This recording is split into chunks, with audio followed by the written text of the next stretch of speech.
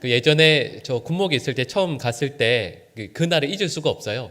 처음에 단에 딱 서서 이제 그 연대 본부에만 설교를 하는 게 아니라 저는 육군으로 있었는데 이제 대대나 이런 데도 쭉 다니면서 설교하거든요. 아침 이른 시간부터. 그 첫 설교단에 섰을 때 그 우리 형제들의 표정을 잊을 수가 없어요. 금방이라도 죽을 것 같은, 실은 죽을 것 같은이 아니라 죽었는지 살았는지를 모르는 표정이에요. 다 너무 피곤하니까 이미 딱 제가 섰을 때 이미 다 자고 있거든요. 그래서 저희 선배 말씀드렸던 군목 선배 목사님 한 분은 이렇게 하셨어요. 설교를 한 몇 분만 딱 하면 이미 다 자고 있거든요. 그럼 종을 땅 쳐요. 그럼 어떻게 되냐면 뒤에서 문이 딱 열립니다. 그리고 목사님께 딸이 셋이 있었거든요. 딸들이 확 뛰어나와요. 그리고 앞에 나서 막 춤을 춰요. 그러면 병사들이 깜짝 놀라서 와 박수 치잖아요. 그리고 바로 뛰어나가요. 그럼 또다시 설교를 하시는 거죠. 그러다가 또 형제들이 졸 것 같으면 또다시 종을 땅 치면 그 딸 셋이 또 확 뛰어나와서 춤을 춘대요. 저는 처음에 그 얘기 듣고 설마 했는데 저도 하고 싶더라고요. 근데 저는 그때 불행히도 아들만 둘이 있어가지고 해보지는 못했는데 지금 마음이 그렇습니다. 여러분 많이 피곤하실 텐데 여러분 이 수요일 저녁 시간 사실 오늘 하루 여러 일들 감당하시느라 피곤하시고 힘드셨을 텐데 또 말씀 가운데 귀한 깨달음을 주시고 또 하나님께서 은혜 주실 것을 믿습니다. 여러분 예전에 저희 오늘 본 말씀 앞부분의 내용 기억하실는지 모르겠어요. 그거 연결해서 잠깐 말씀을 드리면 이렇죠. 여러분 우리가 살면서 특별히 우리의 시간, 우리의 공, 우리의 정성을 들여서 어떤 일들을 할 때가 있어요. 다른 일들도 열심히 해야 되지만 아주 특별한 일이 있잖아요. 근데 그 일을 다른 일들보다는 그래도 2배, 3배 혹은 10배 이상 시간, 힘, 정성, 공을 들여서 일을 해요. 여러분 그냥 별로 그래도 최선을 다하긴 하지만 그래도 그냥 했는데 그 일에서는 엄청난 열매를 거두었는데 힘을 10배, 20배 쏟았는데 그 일에서 실패하게 되면 낙담하게 되죠. 마음이 참 안 좋을 거예요. 왜냐하면 저희가 지난번에 나누었던 말씀이 어떤 내용이냐면 오늘 본 말씀 바로 앞부분의 내용이 이런 거였죠. 예수님께서 사역하셨던 곳 여러 많은 곳에서 사역을 하셨는데 특별히 갈릴리 북부 지방에서 사역하셨던 내용을 예수님께서 말씀하세요. 근데 그 가운데서 특별히 3개의 도시를 말씀하시죠. 그 3개가 어디냐면 고라신, 벳세다, 가버나움 이 3곳을 말씀하세요. 근데 이 3곳에서 예수님께서 사역을 다른 데들보다 아주 특별하게 하셨다고 그랬잖아요. 제자들이 이곳에서 부르심을 받았고 또 고향이기도 했고 또 실은 가버나움 같은 경우에는 예수님에게 제2의 고향이라고 불렸던 곳이거든요. 그러니까 정말 많은 이적, 정말 많은 말씀을 선포하시고 가르셨던 곳이 이런 갈릴리 북부, 특별히 앞서 말씀드린 3곳이었습니다. 그런데 그 결과가 어떠했는가라고 했을 때 결과가 만족스럽지 않으셨어요. 아마 기억하실 거예요. 그래서 지난번에 보았던 말씀이지만 우리 마태복음 11장 20절 말씀을 같이 한번 읽어보실까요? 같이 읽겠습니다. 예수께서 권능을 가장 많이 행하신 고을들이 회개하지 아니하므로 그때에 책망하시되 아멘. 예수님께서 가장 많은 권능도 행하셨고 가장 큰 사랑을 쏟아 부었던 고을들이에요. 여러분 그러면 예수님께서 자연스럽게 기대하신 게 뭘까요? 말씀에 나오는 것처럼 회개하는 걸 기대하셨어요. 다른 여러 도시들, 여러 지방들에서도 많은 사역들을 하셨으니까 그곳에서 영혼들이 주님께로 돌아오고 새롭게 생명을 얻었던 역사들이 일어났으니까 특별히 많이 가르치시고 복음 전하셨던 이곳들에서는 아주 특별한 복음의 역사가 일어날 것이라고 예수님께서 기대하셨습니다. 이 사람들이 전혀 그러질 않았죠. 그러니까 앞서 제가 잠깐 말씀드렸던 것처럼 이러할 때 다른 곳들보다 여기 특별한 사랑, 애정도 쏟으셨고 또 그래서 더 많은 열매를 기대하셨는데 그 열매가 전혀 맺히지 않았어요. 여러분 이럴 때 예수님의 반응이 무엇이어야 할까요? 이 질문을 해야 되는 거예요. 여러분 우리 같으면 어떨까요? 다른 누구보다도 더 애정을 많이 쏟고 시간과 힘을 더 쏟았던 분인데 그분이 오히려 우리를 배신하고 마음을 아프게 하면 여러분 우리에게서 자연스럽게 나오는 반응이 있지 않겠어요? 어떨까요?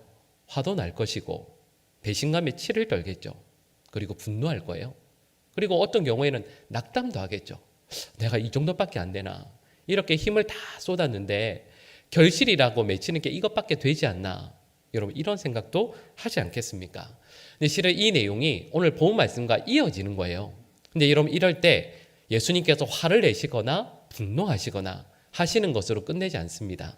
우리 오늘 본문 25절 말씀을 같이 한번 읽어보실까요? 같이 읽겠습니다. 그때 예수께서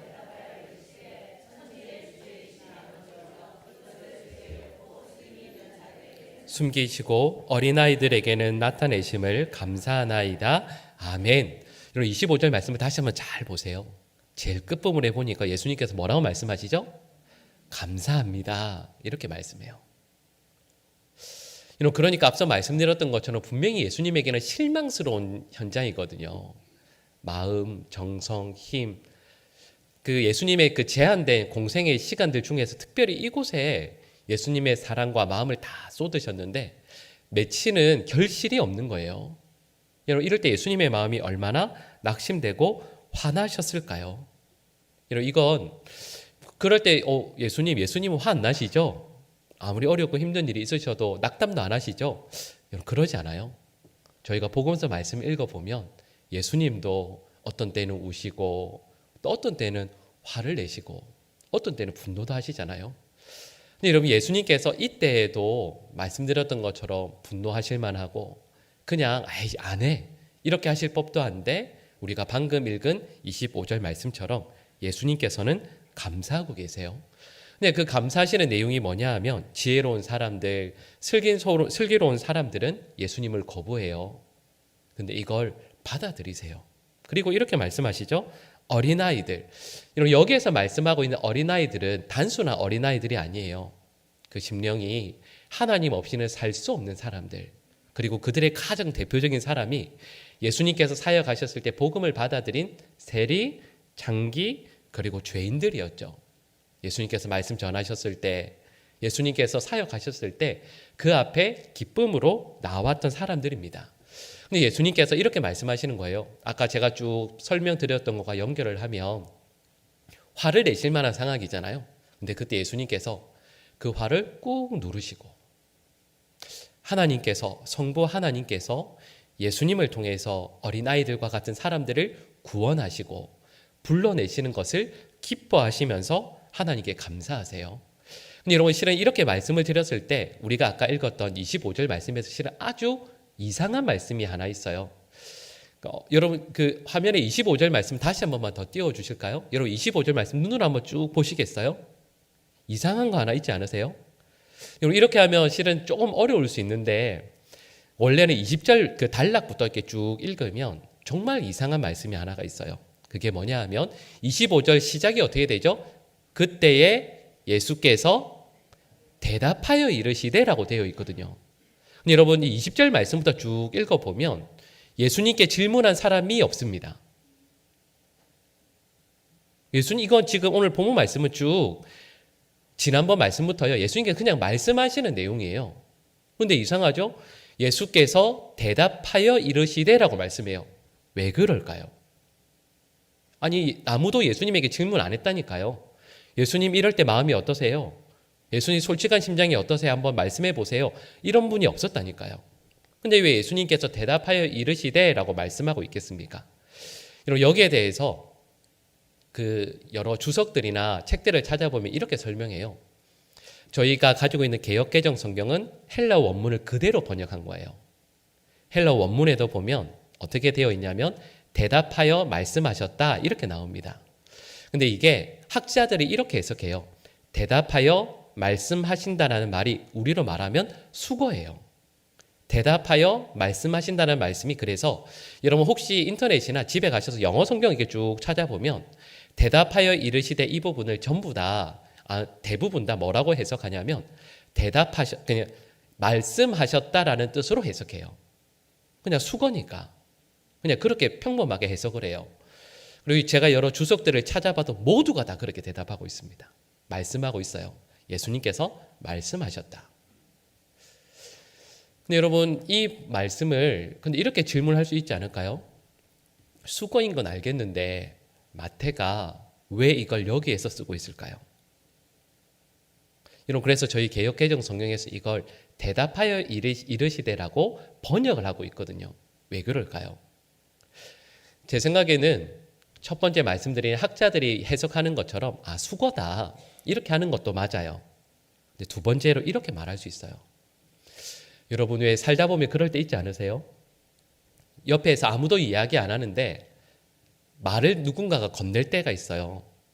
근데 누군가가 누구냐면 상황이, 문제가, 아픔이, 괴로움이 우리에게 말을 건넬 때가 있습니다. 질문할 때가 있어요. 옆에 사람은 아무도 말 안 해요. 근데 상황이 우리에게 이렇게 말하기 시작하는 거예요. 너 힘들지, 너 죽겠지, 괴롭지. 여기서 한 발자국 더 나가면 이렇게도 해요. 야, 너 하나님 믿는다면서. 네가 믿는 하나님이 이렇게 하디? 정말 하나님이 살아계신 건 맞아? 하나님이 정말 너 사랑하시는 건 맞아? 이렇게 상황이 우리에게 질문할 때가 있어요. 저는 오늘 본문 25절 말씀을 묵상하면서 예수께서 대답하여 이르시되라는 말씀을 마태가 왜 쓰게 되었을까? 실은 헬라어로 말씀하셨다라고 늘 쓰는 단어가 있거든요. 근데 그 단어를 마태가 일부러 안 써요. 왜 그럴까요? 예수님께서 이 말씀을 하실 때 제가 앞서 쭉 설명드렸던 그 상황이 예수님에게 질문하고 있거든요. 예수님, 화나시죠? 사람들이 예수님께서 시간과 정성과 애정을 다 쏟은 사람도 이렇게 회개하지 않으니 예수님께서 앞으로 사역하시게 될, 만나게 될 사람들이 회개할 것 같아요? 이렇게 말하는 거예요. 상황이 예수님에게 말을 건네는 거죠. 그런데 우리 같으면 말씀드렸던 것처럼 분노하고 좌절하고 실망할 것 같은데 예수님께서는 제가 이렇게 말씀드렸잖아요. 상황이, 문제가 나에게 말을 건넨다고 했잖아요. 근데 예수님은 좀 달라요. 근데 예수님은 거기에서 하나님의 질문을 찾아내요. 우리 26절 말씀을 한번 읽어보실까요? 같이 읽겠습니다. 옳소이다. 이렇게 된 것이 아버지의 뜻이니이다. 아멘. 누구에게 말씀하고 있죠? 누구에게 대답하고 있을까요? 아버지에게요. 하나님 아버지에게 예수님은 대답하고 계세요. 근데 26절 말씀의 내용이 뭐냐 하면, 자, 다시 보세요. 옳소이다. 이렇게 된 것이 아버지의 뜻이니이다.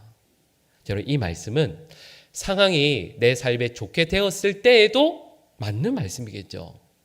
그런데 반대로 내 삶에 어려움이고 괴로움이라 할지라도 적용되는 말씀이에요. 다시 보세요. 옳습니다. 이렇게 된 것이 하나님의 뜻입니다. 하나님의 뜻을 예수님은 찾고 계신 거죠. 예전에 그 C.S. 루이스가 했던 말씀 중에서 이런 문장이 생각나요. 그분이 뭐라고 말씀하셨냐면, 세상에는 두 종류의 사람이 있대요. 그 두 종류의 사람이 뭐냐 하면, 첫 번째는 주님의 뜻대로 하옵소서 고백하는 사람이 있고, 또 다른 한편에는 어떤 사람이 있냐면 하나님께서 그래 내 뜻대로 살아라 버려두시는 사람이 있대요. 여러분들, 이게 참 맞잖아요. 두 부류가 어떤 어려움을 만나도 이게 하나님의 뜻입니다.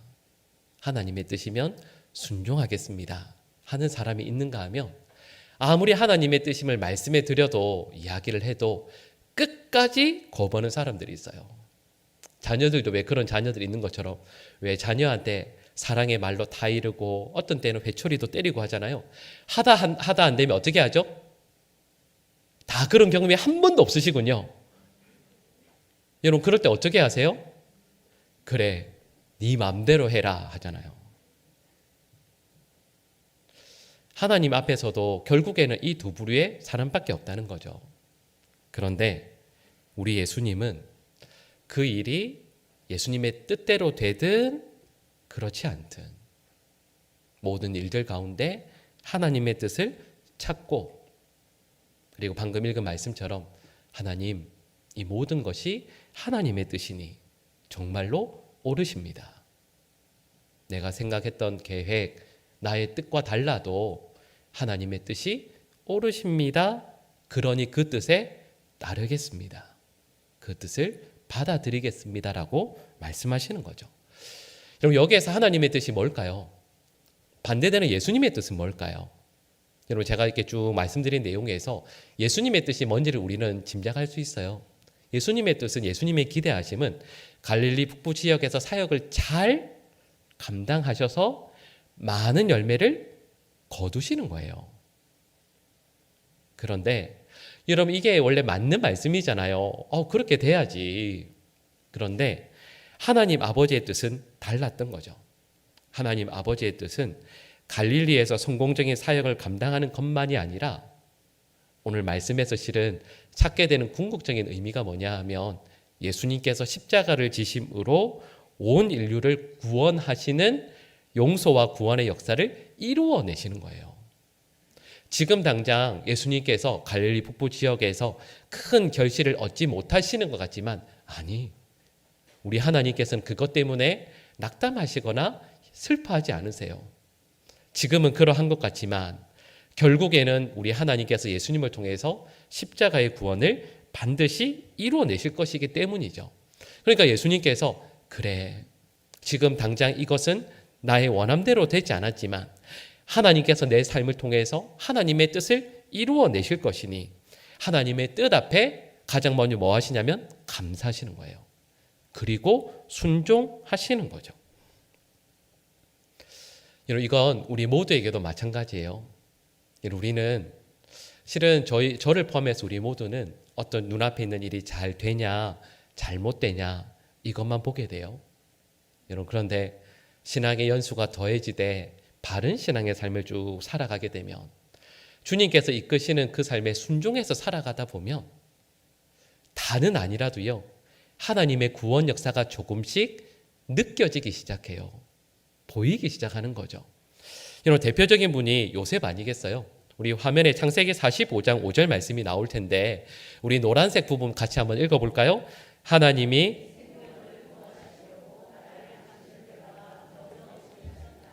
아멘.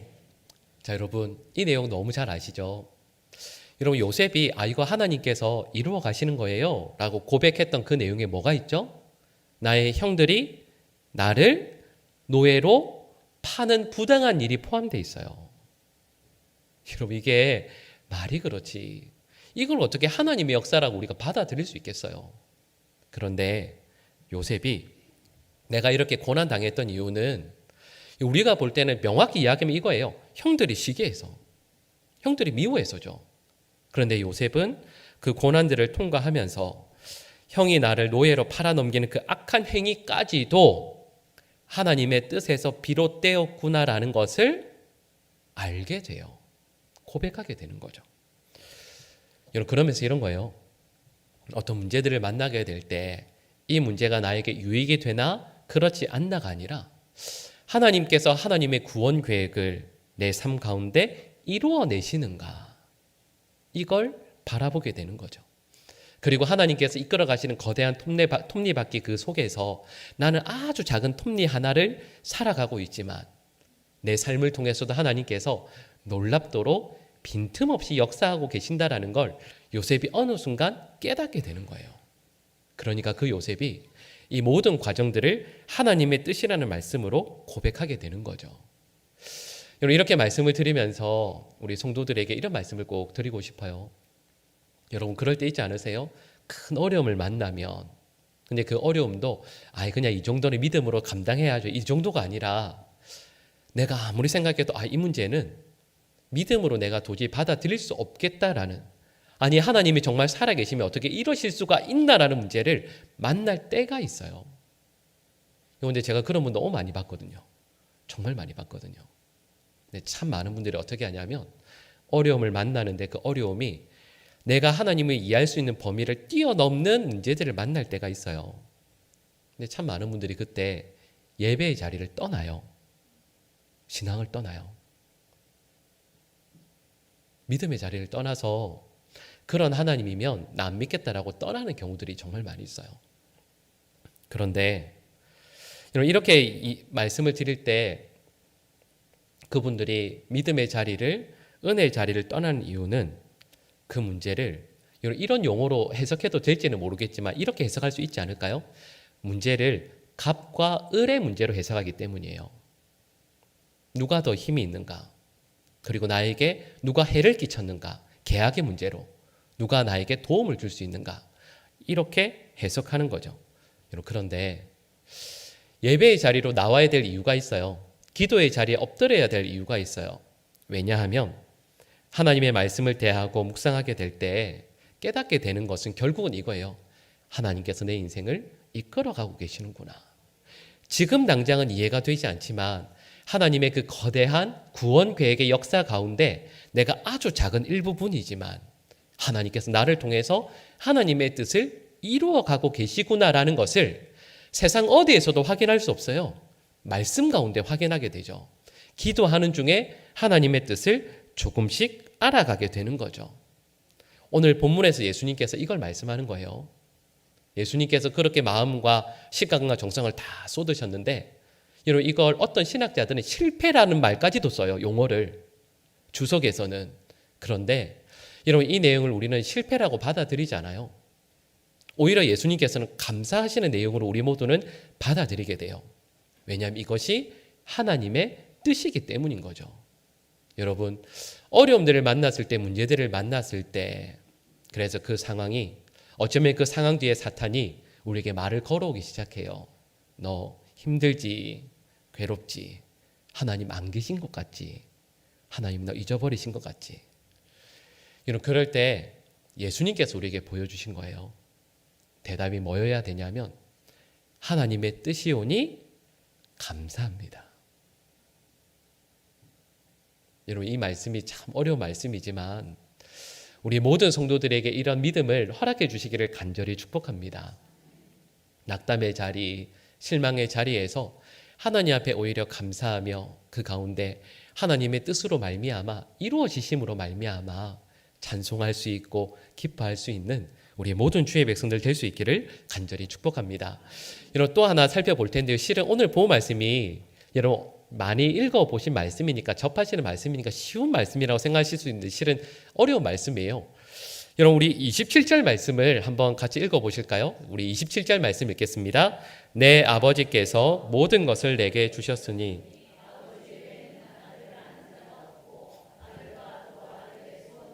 계시를 받는 자 외에는 아버지를 아는 자가 없느니라. 아멘. 여러분 27절 말씀의 의미가 약간 좀 어려울 수 있는데 27절 말씀을 어떤 분들이 성부 하나님께서 성자 예수님에게 모든 것을 다 주셨으니까 예수님에게 모든 권세, 모든 능력, 모든 힘이 다 있다. 이렇게 우리 읽으면 이제 이해가 되잖아요. 근데 실은 27절 말씀은 그런 의미보다는 오히려 조금 다르게 해석하는 게 맞을 것 같아요. 27절 말씀은 예수님께서 이렇게 말씀하시는 거예요. 하나님께서 나에게 모든 것을 주셨다. 근데 나는 그 모든 것으로 살아가는 존재다. 하나님께서 주신 것 아니고서는 나는 아무것도 아닌 존재이다. 나는 하나님으로만 사는 존재이다. 그래서 너희가 하나님을 알고 싶으면 누구를 진정으로 알아야 된다고요? 예수 그리스도를 알아야 한다라는 게 27절의 말씀의 내용이에요. 근데 27절 말씀을 갑자기 이야기하시는 이유가 있습니다. 아까 제가 처음에 설명드렸던 그 내용과 우리 지난번에 살펴보았던 내용과 쭉 살펴봐도 27절 말씀이 약간 맥락에 맞지 않는 게 아닌가 이런 생각을 하실 수가 있거든요. 근데 이걸 이어지는 28절부터 30절까지의 말씀을 보아야 이해가 돼요. 근데 우리 28절 말씀을 같이 한번 읽어보실까요? 28절 읽겠습니다. 수고하고 무거운 짐진 자들아 다 내게로 오라. 내가 너희를 쉬게 하리라. 아멘.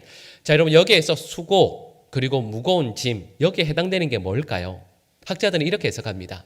유대교 하에서 구원을 받기 위해 지켜야 하는 수많은 율법 조항들이라고 이야기해요. 그죠? 이 말씀이 이 해석이 맞습니다. 근데 여러분 이렇게 하면 우리에게는 별로 해당이 없는 것 같잖아요.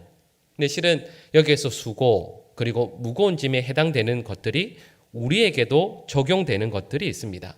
그걸 한마디로 이야기하면 우리의 삶 전체라고 말할 수가 있어요. 왜냐하면 우리 이어지는 11장 30절 말씀을 한번 읽어보실까요? 이는 내 멍에는 쉽고 내 짐은 가벼움이라 하시니라. 아멘. 이런 11장 30절 말씀 예수님께서 초대하시는 내용이거든요. 여기 보시면 예수님의 멍에는 쉽고 예수님의 짐은 가볍다 이렇게 말씀을 하고 있는데 이걸 그냥 쉽게 좀 쉬운 용어로 말씀을 드리면 이런 거예요. 예수님의 멍에가 우리의 몸에 딱 맞다라는 뜻이에요. 예수님께서 우리에게 넘겨주시는 그 멍에가 우리가 지기에 딱 알맞다라는 뜻이에요.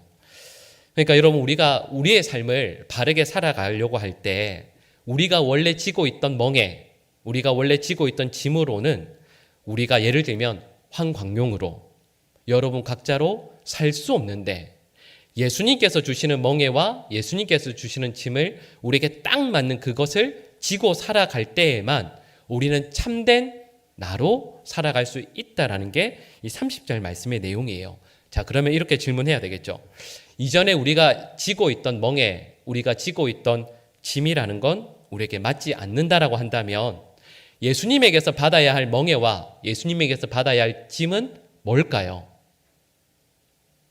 아까 28절 말씀에서 제가 쭉 설명을 드리면서 실은 이걸 일부러 말씀을 안 드렸는데 하나님께서 예수님에게 주신 것 그리고 예수님께서 우리에게 꼭 지라고 하시는 게 있어요. 그게 뭐냐 하면 십자가예요. 자, 여러분 그러니까 이 방금 읽은 말씀은 이런 거예요. 쉽게 설명드리면 이런 거예요. 여러분 왜 다 체형들 다 다르시죠? 그죠? 영어 알파벳으로 쓰면 뭔 거 같으세요? 저는 가끔 생각해보면 이게 확실히 D구나 이제 이렇게 딱 느껴져요. 왜 사람마다 다 체형이 있잖아요. 이렇게 건강하신 이게 지방 없으신 분도 있겠지만 저는 이렇게 이제 확실히 그런 것 같아요. 근데 여러분 자 이렇게 생각해 볼까요? 제가 방금 체형을 말씀을 드렸는데 여러분 인간의 공통된 체형이 뭘까요? 상징적인 의미로요. 죄인이에요. 모든 인간에게 해당되는 공통된 체형이 뭐냐 하면 죄인입니다. 죄인이에요. 자, 여러분 그런데 이런 죄인인 우리들이 뭘로 살아가냐면 예를 들면 어떤 분은 아빠로 살아가고 어떤 분은 엄마로 살아가요. 저는 목사로 살죠. 어떤 분은 회사 직원으로도 살죠. 이렇게 살아가는 자리들이 있어요. 자, 질문해 볼까요? 엄마로 사는 것, 아빠로 사는 것 쉬워요? 어려워요? 너무 어려워요. 저는 잘 몰랐는데 이게 정말 어려운 거구나. 목사로 사는 것 쉬울까요? 어려울까요? 어려워요. 어떻게 아세요? 안 살아보셨는데? 어려워요. 회사에서 어떤 예를 들면 대리든 과장이든 회사에서 그렇게 사는 거 어려워요. 그러니까 여기서 말씀하고 있는 짐 혹은 멍에라고도 표현할 수 있죠. 근데 본문은 이렇게 말씀하는 거예요. 우리는 세상에서 엄마로 살아요. 아빠로 살려고 하죠. 가장으로 살려고 해요. 근데 예수님은 우리에게 이렇게 말씀하는 거예요. 너희들 아빠로 살면 안 돼. 엄마로 살면 안 돼.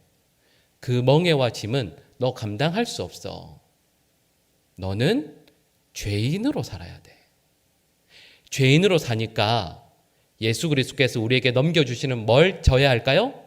십자가를 지고 살아야 한다라는 뜻이에요. 십자가를 지고 살아갈 때 여러분 제가 이런 말씀 드렸잖아요. 엄마로 사는 거 너무 힘들잖아요. 아빠로 사는 것도 너무 힘들어요. 자녀가 너무 예를 들면 공부도 열심히 안 하는 것 같고 부모님 말씀도 너무 안 들어요. 너무 속상해요. 여러분 그럴 때 우리는 그때 아빠와 엄마로 있으면 안 돼요. 뭘로 서 있어야 된다고요? 십자가를 진 죄인으로 서 있는 거예요. 그러니까 누구에게 엎드려야 될까요? 하나님께 엎드리는 거죠. 하나님, 아빠로 서 있는 거 너무 힘듭니다. 엄마로 서 있는 거 너무 힘듭니다. 그래서 주님 앞에 죄인으로 다시 섭니다. 저에게 은혜를 주십시오. 내 아들에게 아빠가 아니라 하나님 앞에 서 있는 죄인으로 바르게 서서 그 아들을 그 딸을 품게 해 주십시오라고 나아갈 수 있게 되는 거죠. 여러분 그래서 예수님께서 11장 29절 말씀 우리 화면에 나올 텐데요. 우리 한번 같이 읽어보실까요? 나는 마음이 온유하고 겸손하니 나의 멍에를 메고 내게 배우라. 그리하면 너희 마음이 쉼을 얻으리니 아멘. 예수님께서 온유하고 또 마음이 겸손하다 말씀하셨잖아요. 그러니까 모든 사람을 다 부르실 수 있는 거예요. 우리가 아무리 죄인이라도 아무리 연약한 사람이라 할지라도 예수님 앞에 나아갈 수가 있는 거죠. 제가 이전에 섬기던 교회에 이제 장로님들이 많이 계셨는데 그 중에 장로님 한 분이 어떤 분이셨냐면 의사셨거든요. 저도 그때 알았어요. 의사들이 많이 있으면 서울대 의대 출신과 연대 의대 사이 의사들의 사이가 너무 안 좋다라는 걸 그때 알았어요. 정말 안 좋으시더라고요. 서로 함께 모아놓으니까. 근데 그 중에 말씀드린 서울대 의대 나오신 장로님 한 분이 개인적으로 좀 알게 되었는데 가정생활이 너무 힘드셨어요. 왜 힘드셨냐면 거기 아들이 하나 있었는데 아들이 공부를 잘하거든요. 근데 아빠의 기준에서 너무 부족한 거예요. 아빠가 서울 의대 나왔잖아요. 근데 아들이 연대 의대를 갔는데 너무 흡족하지 않은 거예요. 만날 때마다 다른 분들에게 그러지 않으셨지만 저에게 투정 부리셨거든요. 공부를 안 해가지고 연대 의대 그러셨거든요. 기준이 정말 높은 거죠. 이런 생각 해보셨어요? 하나님께서 하나님의 걸맞는 기준을 가지셨다면 우리가 오늘 읽었던 이 말씀처럼 누가 예수 그리스도 앞에 설 수 있겠습니까? 예수님께서 누굴 부르시겠어요? 예수님께서 수고하고 무거운 짐진 자들아 다 나에게로 오라. 내가 지는 멍에를 네가 지던 멍에가 아니라 내가 지는 멍에를 주겠다 말씀하시죠. 근데 그 다음에 이렇게 말씀하시는 거예요. 나는 마음이 온유하고 겸손하니. 이 말씀의 의미는 예수님의 기준이 낮다라는 뜻이에요. 여러 자격, 조건 따져서 부르시고 십자가를 맡겨주시고 그 구원의 길을 걷게 하시는 게 아니라 어느 누구라도 우리가 아무리 악한 죄인이라 할지라도 주님 앞에 나오기만 하면 그를 불러주신다 말씀해 주시는 거죠. 여러분, 이 말씀을 함께 나누면서 우리 모든 성도들에게 먼저는 우리를 둘러싼 상황, 문제, 어려움들이 우리에게 말 걸어올 때 거기에 좌절하고 낙담하며 분노하는 것이 아니라 거기에서 하나님의 뜻을 조금씩이나마 발견해 나가실 수 있고 감사할 수 있는 믿음의 백성들 될 수 있기를 간절히 축복합니다. 여러분, 우리 삶의 자리에서 남편으로, 아내로, 아빠로, 엄마로 혹은 목사이든 장로이든 어떤 직분이든 이런 금엉이를 메고 살아갈 것이 아니라 가장 먼저 예수님 앞에서 죄인으로 십자가를 지고 살아갈 수 있는 믿음의 백성들 또한 될 수 있기를 간절히 축복합니다. 그래서 예수님께서 이끄시는 그 길 가운데에서 늘 믿음으로 기쁨으로 예수님의 뒤를 쭉 따라갈 수 있는 우리 사랑하는 우리 모든 주의 백성들 될 수 있기를 간절히 축복합니다.